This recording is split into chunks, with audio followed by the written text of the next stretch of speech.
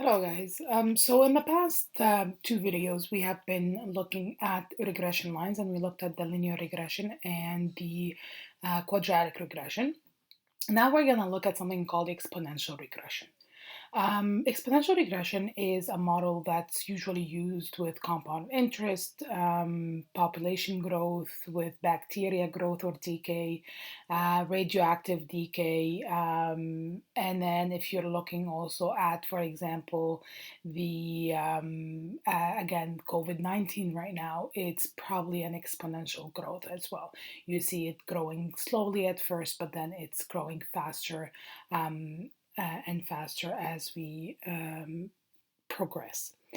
Now, how do we know that something is growing exponentially? So we know with linear and with quadratic, the linear, the first difference is constant, and with quadratic, the second difference is constant. But with exponential, we actually have to find the ratio. So I have this here. So the following table gives the world population estimate since 1950. Okay, so you see this table, I copied it into Excel sheet. So in order for me to know if it's an exponential growth or not, instead of doing a difference, instead of subtracting, we are going to be dividing. So we're going to find the ratio. Okay, so we are going to find the ratio between the y values. You see that your x values are growing constantly by 5, so that's perfect. To find the ratio, what you're going to do, I'm using Excel here, so anytime you're finding an answer in Excel, you're going to have to put an equal beside it. All right, so you put equal, and then what you have to do, you have to do y2 divided by y1. So that's going to be my second y value, and then we're going to have to divide it by the first y value.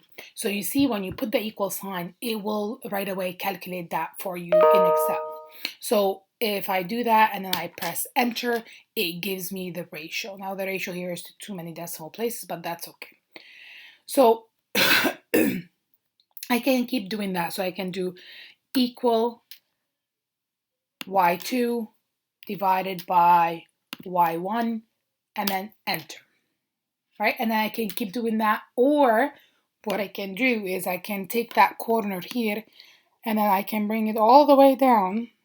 I don't need it all the way down here, because remember that I don't have anything below that 6,449. So all what I needed is up to here. And then you see that it calculates all the ratio for me. So if I press on this, it tells me that it's B7, which is the one below, B7 divided by B6. So you see the equation right here, B7 divided by B6. All right, so now I have all my ratios. And if I'm looking at all my ratios, they're all around 1.1.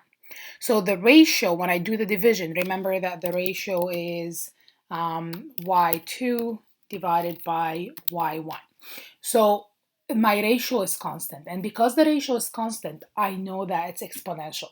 Okay, it's not 100% constant, but it is somewhat constant. It is 1.1 if you round up to one decimal place. All right, and remember, whenever we are collecting data, the data are not going to be perfectly fit. So now how do I graph this? How do I graph this on an Excel sheet, and how do I find the regression line? First of all, what I want to do is I want to find the graph with a population since 1950. So because it's since 1950, we are going to replace the year 1950 as year 0. Okay, because that's your start year. So this is 1950 is your year 0. We're going to replace it with that. Now, 1955 is 5 years after 1950. So that's going to change to 5. And then so on and so forth. So I'll be adding a 5, right? 1960 is 10 years. 1965 is 15, 20, and so on and so forth.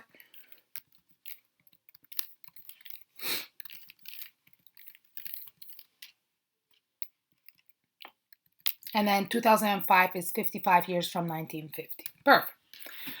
All right, now I need to graph. So I'm going to graph again. I'm going to highlight the X and the Y, and I'm going to go to insert and scatter plot. Same as the two before, the two graphs that we did before, and then we're gonna go to quick layout, and then we're gonna add the axis title. So this is the population,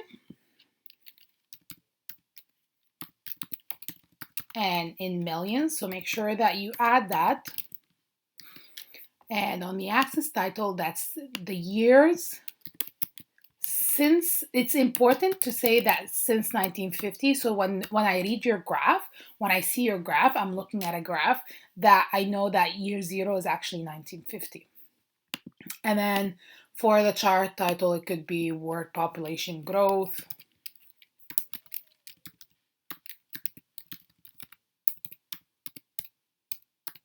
I don't know why this is not typing anymore.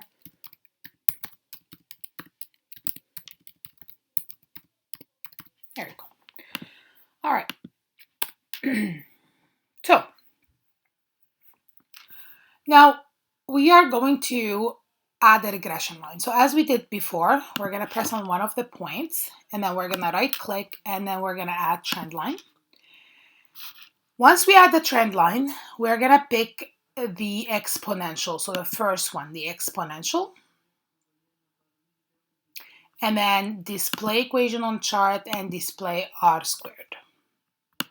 Okay, so you see that my equation is very well, nicely fit. R squared is 0.996, and this is the equation. Now, the thing with the equation that's given by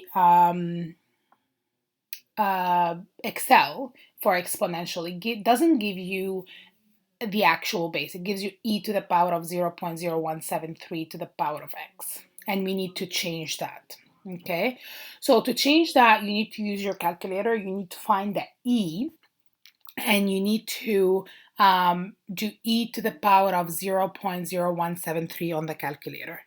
Let me see if I can find a calculator here.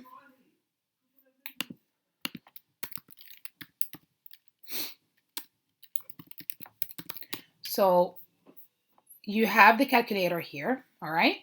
So in order for you to find your equation, you're going to press E, and then you're going to put whatever the exponent was. So what was the exponent? The exponent was 0.0173. 0.0173, and that would give you your base. Let me just try it on my calculator to make sure.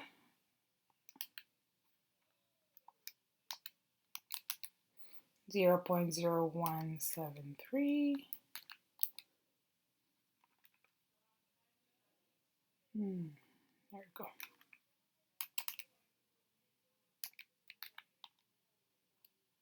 Okay, let's see. I don't know why this is not the right answer, and that's why I'm trying this.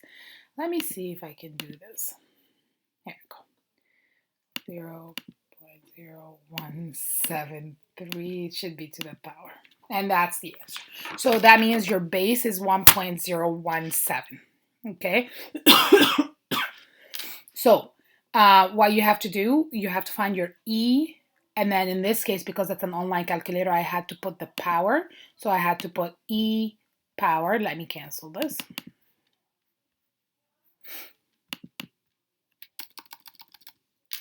So E, and I had to put the power, and I had to put the exponent 0.0173, and then find the answer, and that would be my base. So when I'm writing my equation, I'm writing my equation as, let me go back to the Excel, as 2,591.7 bracket 1.0175 to the power of x. So let me see if I can show you this here. So your equation is going to be